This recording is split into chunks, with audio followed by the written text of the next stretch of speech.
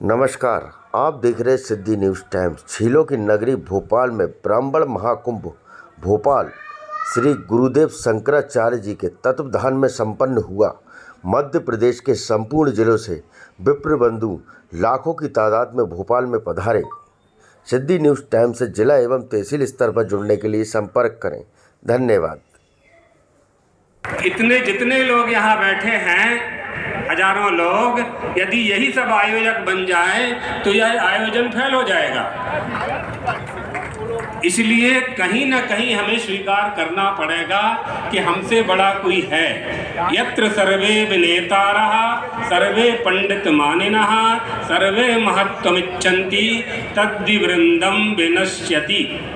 जहाँ सभी नेता हो जाते हैं, सभी सरपंच हो जाते हैं, सभी मालिक हो जाते हैं, सभी अपने को एक समान मानने लगते हैं, वह समूह, वृंद, वह समाज अपनी उन्नति नहीं कर पाता। इसलिए कहीं न कहीं स्थिर होकर के हमारे संगठन को मजबूत करने के लिए हमारे समाज में जो बुद्धिमान हैं, जो सयाने हैं, जिन्हें अनुभव प्राप्त है, जिन्होंने धर्म नीति, राजनीति, देश नीति, राष्ट्र नीति का ज्ञान अनुभूत किया है, वेद और शास्त्र, ऋषि और महर्षि ब्राह्मणों को कौन सा स्थान प्रदान कर रहे हैं, कहाँ स्थापित कर रहे हैं, कहाँ प्रतिष्ठित किया है ब्राह्मणों को। जहाँ वेदों, शास्त्रों ने और हमारी पूर्व परंपरा ने हमें प्रतिष्ठित किया है, क्या हम वहाँ पर आज हैं? अगर नहीं हैं तो उस विचार के लिए ही यह सम्मेलन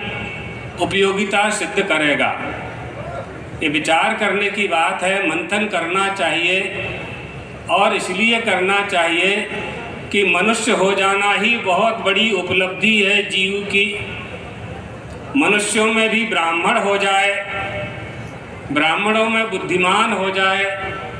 भूतानां प्राणिनः श्रेष्ठा प्राणिनां बुद्धिजीविनः बुद्धिमत्सु नरः श्रेष्ठा नरेषु ब्राह्मणस्मृतः।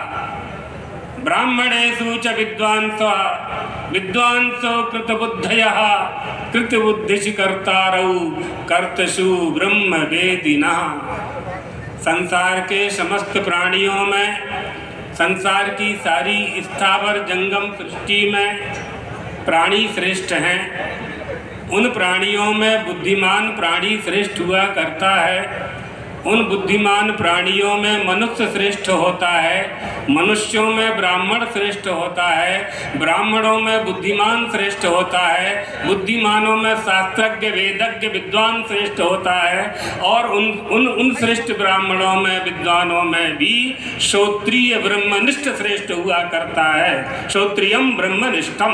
इस ब्राह्मण सम्मेलन में ब्राह्मणों की जो भी मांगे हैं, उन मांगों में जैसे ब्राह्मण आयोग की बात है, ब्राह्मणों की समस्या आ जाए, किसके पास जावे, कहाँ जाएंगे? अगर एक समूह होगा, एक संगठन होगा, एक आयोग होगा, एक विभाग होगा, वहाँ जाकर के अपनी समस्याओं को वो रख सकते हैं। हमारे हजारों लाखों मठ मंदिर हैं जो शासन के अधीन हो चुके हैं। यह भी मांग ब्राह्मणों को करनी चाहिए कि सारे मठ मंदिर शासन के जो अधीनस्थ हैं, शासन को कोई अधिकार नहीं है। उन मठ मंदिरों की व्यवस्था करने का कोई अधिकार नहीं है। धर्मनिरपेक्ष राज्य है ये, धर्मनिरपेक्ष देश है। आपके संविधान में लिखा हुआ है, हमारे संविधान में लिखा हुआ है, फिर एक ही धर्म पर शासन का अंकुश क्यों?